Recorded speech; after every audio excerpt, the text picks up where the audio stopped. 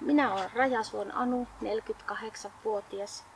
Perheeseen kuuluu mies, poika, 20 vuotta, hänen tyttökaveri ja 2 kissaa.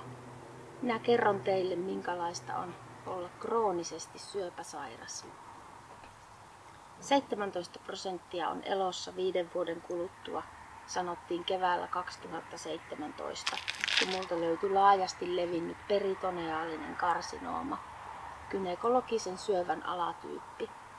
Mutta oikeastaan mä oon sairastanut syöpää jo 27 vuotta, sillä mä olin 21-vuotias, kun minulta piti poistaa munasarjat semimalignien kasvainten takia. Ja siitä meni 20 vuotta, kun löytyi sitten tämä pommi. Ja minä kuulun nyt tähän 17% ryhmään, vaikka mä en olekaan terve, sillä sairastan kroonista syöpää. Ja on myös sanottu sitä parantumattomaksi. Ensimmäinen leikkaus kesti 9 tuntia ja minut leikattiin elimeltä läpi. Leikkauksessa oli tullut maksaa repeämä ja sitä jouduttiin korjaamaan siinä. Ja oli vaara uudesta leikkauksesta.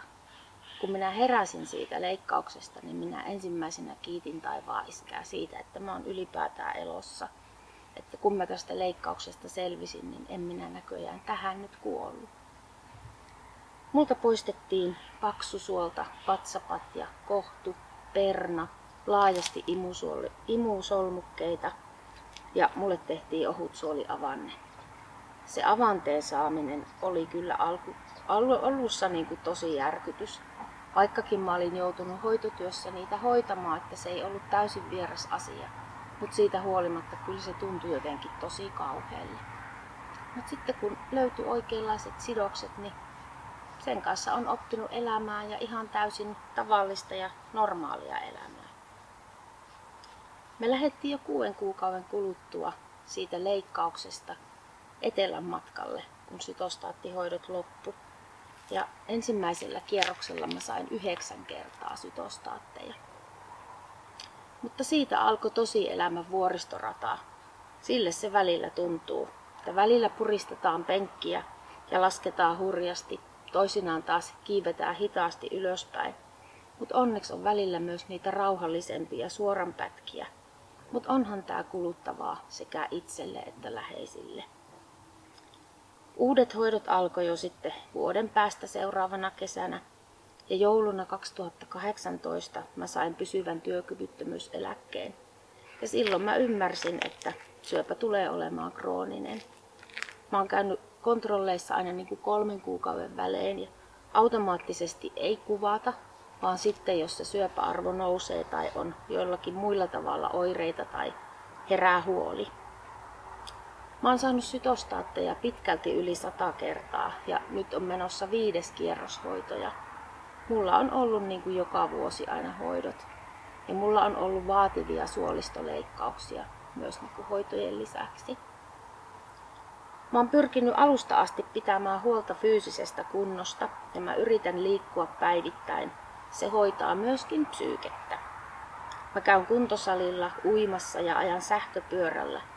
Ja sähköpyörää mä kyllä suosittelen niin kuin kaikille syöpäsairaille, koska huononakin päivänä sillä saa apua ja ei jätä liikkumatta. Et se on kyllä niin kuin ihan verrattain maailman paras kapistus. Kuntoutusasioissa olisi syöpäsairauksissa parannettavaa. Et se jää minun mielestä vähän niin kuin turhan vähäiselle asialle. Ja toinen missä olisi paljon kehitettävää on se, että läheisten jaksaminen. Että helposti ne rinnalla olijat uupuu siinä vierellä ja voi jopa sairastua ja se jää niin kuin monta kertaa täysin huomaamatta. Mulla on poistettu laajasti imusolmukkeita vatsa-alueelta ja se on jättänyt mun molempiin jalkoihin hyvin vaikean lymfaturvotuksen. Ja mä joudun käyttämään reisipituisia sukkia jatkuvasti. Lymfaturvotuksen hoito teetättää joka päivä kyllä aika lailla työtä, semmoista ylimääräistä. Ja se joskus kanssa aina niin kuin väsyttää. Mä oon joskus saanut siihen lymfahoitoon ja sitten mä oon itse ostanut sellaiset lymfapuutsit, tilannut jostain nettikaupasta, että niitä mä aina joskus käytän. liikunta sopivassa määrin on myös niin kuin hyvä apu, mutta sitten taas liikaliikunta tekkeiliin ja siinä pahentaa sitä turvotusta. Musta oli hirveän vaikea alussa sanoa 43-vuotiaana, että mä oon työkyvyttömyyseläkkeellä. Mua suorastaan hävetti. Toimeton mä en kyllä ole ollut. Mun elämä on muuttunut tosi paljon sosiaalisemmaksi kuin ennen sairautta. Et mulla on tosi paljon syöpäystäviä ja myöskin hengellisiä yhteisöjä, joihin mä kuulun. Ja sitten mä huolehdin myös mun iäkkäistä vanhemmista. Syksyllä 2020 mun suoliston tilanne alkoi huonontua ja mä olin sairaalassa varmaan 6 kertaa suolitukosten takia. Ja mä itse koko ajan koin, että se vika on siinä avanteessa, mutta sitä ei ihan ehkä otettu sitä mun huolta niin vakavasti. Kunnes se tilanne meni niin huonoon kuntoon, että jouduttiin tekemään hätäleikkaus ja suoli meni kuolioon siinä leikkauksessa. Silloin mä ajattelin, että nyt mä en taida selvitä, että ne kivut oli niin kauheat. Se ohut suoli oli laajentunut kauttaaltaan 10 senttiseksi ja kun se yleensä pitäisi olla noin sentti. Jos oma alansa 10 ei olisi ollut silloin töissä ja jos hän ei olisi pystynyt tekemään mulle uutta avannetta, niin mä en olisi enää aamulla ollut elossa. Ja mun uuden avanteen nimi on Sami Petteri ja voitte arvata, mistä tämä avanne on nimensä saanut. Mä oon hänelle tosi syvästi kiitollinen, että hän pelasti mun hengen. Leikkaus oli erittäin haastava ja mulle jouduttiin tekemään avanneaika ylös.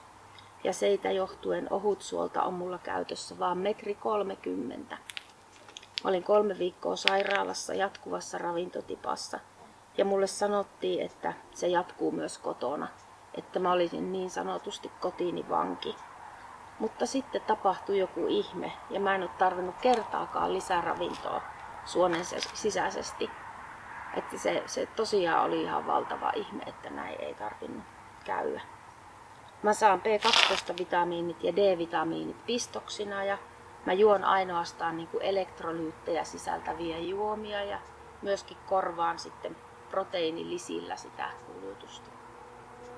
Avanteen kanssa täytyy välttää tuotteita, jotka sulaa huonosti. Niistä voi saada helposti suolitukoksen ja pureskelu ja nesteytys on niin kuin kaiken A ja O. Mulla on ollut paljon ylimääräisiä terveydellisiä haasteita, että ei varmaan kaikilla ehkä niin paljon ole. Että mä oon jotenkin onnistunut keräämään paljon semmoisia harvinaisiakin juttuja. Esimerkiksi viime syksynä mulla oli 3 verenmyrkytystä. Syyksi paljastui laskimoportissa ollut pöpö ja se portti jouduttiin poistamaan. Eli laskimoportti oli täällä rinnassa, josta kautta mä sain aina sytostaatit. Mä olin joulun aikaan jopa teholla, kun mulla oli influenssa, verenmyrkytys ja keuhkokuume. Suoneen meni antibiootit kaikkiaan 2 kuukautta. Käytiin tosi lähellä kuolemaa. Nyt tänä keväänä mä menin taas tosi huonoon kuntoon ja mulla hävisi suolat elimistöstä ja mä kävin monta kertaa nesteytyksessä sen takia ja mä olin taas itse ihan täysin varma siitä, että tää ei johdu nyt syövästä. Ja tällä kertaa kuukausien niin sanotun epätoivon jälkeen multa löytyi suht harvinainen Addisonin tauti, eli lisämunuaisten vajaatoiminta. Eli elimistö ei tuota kortisonia ja sitä pitää saada lääkkeenä säännöllisesti. Tässä rylläkässä mä muun muassa laihduin 10 kiloa ja lihakset hävisi kokonaan. Ja kaikkien näiden rylläköiden jälkeen nyt kuitenkin taas kesällä päästiin jatkamaan syöpähoitoja, että siltä osin elämä jatkuu. Mä oon huomannut kroonisesti syöpäsairaana useamman kerran, että helposti niin kuin muut hoidettavat sairaudet laitetaan syövän piikkiin. Et joskus täytyy olla itse hyvin aktiivinen ja osata jopa vaatia, että tämä täytyy nyt selvittää, että tämä ei johdu syöpästä. Et saattaa olla ihan joku hoidettava syy. Et sen mä oon joskus kokenut raskaana. Jokainen ihminen on kuitenkin oma elämänsä asiantuntija. Ja jos sä koet, että asiat ei ole oikein, niin älä anna periksi, koska kuitenkin kyseessä on sinun elämä ja sinun terveys. Multa kysytään usein, että miten voi selvitä tuosta kaikesta ja mikä auttaa minua jaksamaan tuon kaiken. Mä sanonkin aina, että omin voimin minä en jaksaisi. Mä oon uskonut pienestä tytöstä asti ja se usko on vaan lisääntynyt tämän sairauden myötä. Että mä luotan siihen, että taivaan iskä pitää musta huolta. Että hänen vahvat käsivarret kantaa minua silloin, kun minä en jaksa. Mun puolesta on tosi paljon rukoiltu ja kaikki ne ihmisten lämpimät ajatukset ja kaikki se, niin se aina auttaa mua jaksamaan ja antaa voimaa niinä vaikeina päivinä. Mä oon luonteeltani positiivinen ja pyrin löytämään aina asioista sen valoisan puolen, että se on mulle luontaista. Että häntä pystyy vaikka hakaneulalla. Mä oon myös aika periksi antamaton.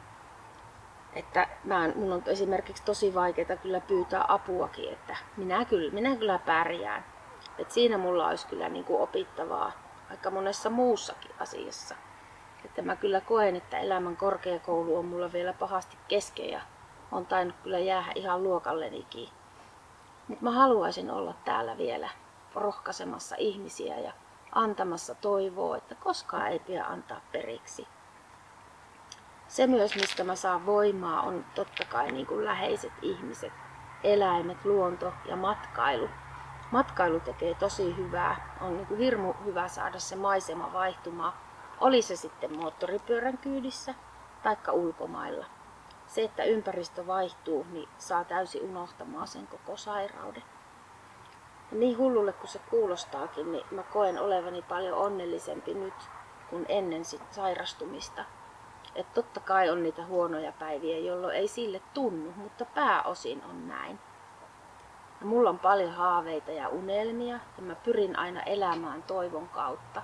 Ja kyllä mä niin jopa haaveilen siitäkin, että mä voisin vielä tehdä vähän töitä sen eläkkeen rinnalla. Kukaan meistä ei tiedä elämänsä pituutta, ei vaikka olisi täysin terve. Et siinä me ollaan ihan samalla viivalla. Et elämä voi päättyä ihan yhdessä hetkessä. Siksi ei kannata liikaa murehtia asioita etukäteen.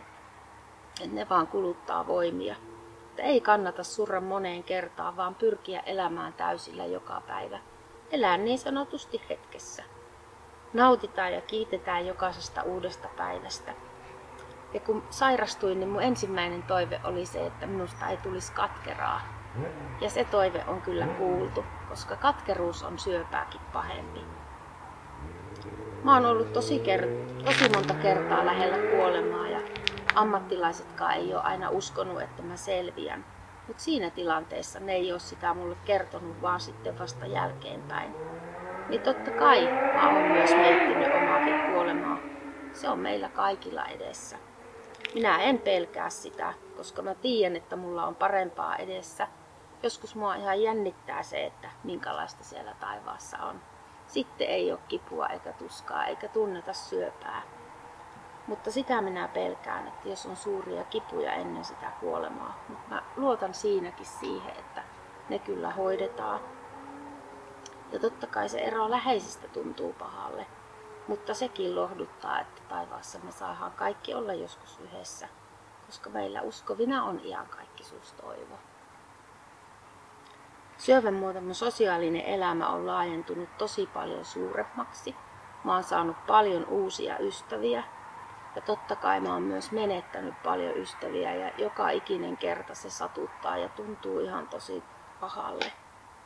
Mä oon hyvin aktiivinen ihminen ja on harvoja päiviä, että mä olisin kotona. Et voi sanoakin, että rasti seinää, jos mä en ole koko päivänä käynyt missään. Et mä tulisin mökkihöperöksi, jos mä olisin aina kotona.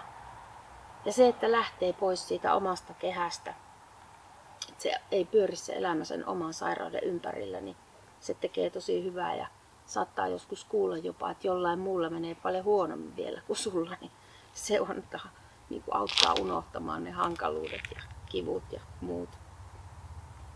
Joskus mua ärsyttää suunnattomasti se, että meidänkin perheen elämä pyörii paljon mun sairauden ympärillä, että mä en haluaisi sen olevan niin. Mutta silloin kun mulla ei ole kipuja, niin mä en edes muista välttämättä olevani sairas. On myös pyritty myös siihen, että niille läheisille järjestetään semmoista huolivapaata aikaa, että ne vaikka matkustaa ilman minua. Että se on tosi tärkeää, että ne sais elää sellaista normaalia elämää. On tärkeää puhua vaikeista asioista, mutta on myös tärkeää se, että ei kuormita niitä läheisiä niillä jatkuvilla keskusteluilla. Että siinä mullakin olisi niin kuin paljon vielä opittavaa, koska ei ne jaksa kuunnella niitä aina. Et sitä varten on ammattilaiset ja vertaisryhmät. Meillä täällä Pieksämäellä on Saimaan syöpäyhdistys, yksi tosi semmoinen kantava voima.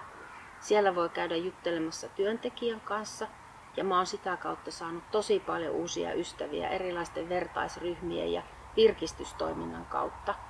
Ja niissä ei välttämättä puhuta syövästä mitään. Ja mulle on tosi tärkeää myös Facebookissa pari sellaista vertaisryhmää ja siellä voi saada ihan konkreettista apua esimerkiksi avanteen hoitamiseen. Minä olen saanut elämälle jatkoajan jo 6,5 vuotta. Se kuolemalle kuulostava diagnoosi ei välttämättä sitä ole. Mä oon valtavan kiitollinen mun saamasta hoidosta. Mua hoitaa maailman parhaat ammattilaiset. Ja mä liikutun aina, kun mä ajattelen, miten valtavasti ne on tehnyt mun eteen. Miten monta kertaa ne on antanut mun elämälle jatkoajan. Ja aina ne miettii, että mikä olisi siinä tilanteessa mulle paras. Ja se, mikä tuntuu ihanalle, on se, että ne puhuu meidän Anu. Että mä en ole niinku osa sellaista isoa massaa, vaan mä oon yksilö. Ja kroonisesti syöpäsairas voi viettää ihan tosi hyvää elämää. On huonoja ja hyviä päiviä niin kuin elämässä yleensäkin, mutta kuitenkin niin kuin elämä on hyvää. Kun mä sain kuulla sen musertavan diagnoosin ja mä istuin autossa sairaalan pihassa autoon, mä avasin radion, niin sieltä kuului Elastisen biisi. Katse eteen ja suupielet ylöspäin. Saan vastoin käymisistä voimaa. Se oli mulle silloin semmoinen merkki ja siitä laulusta on tullut yksi mun tämän sairauden voimabiisi. Niin kauan kuin elämää on toivoa ja toivoa ei saa menettää, että se pienikin toivon siemen voi viedä ihmisen tosi pitkälle, että sitä ei pitäisi hukata missään vaiheessa. Kiitos siitä, että mä sain kertoa sulle, minkälaista on olla kroonisesti syöpäsairas.